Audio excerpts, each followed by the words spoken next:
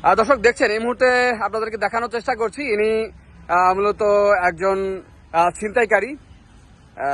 সে কোনো একজন ব্যক্তিকে ছুরি ঠেকায়া তার কাছ থেকে মোবাইল নিয়েছে এবং টাকা পয়সা নিয়েছিল। পরবর্তীতে এখানে যারা উৎসুক জনতা যারা আছেন তারা তাকে আটক করেন। সেই সাথে আটক করার পর মোবাইল এবং টাকা পয়সা উদ্ধার করা হয়।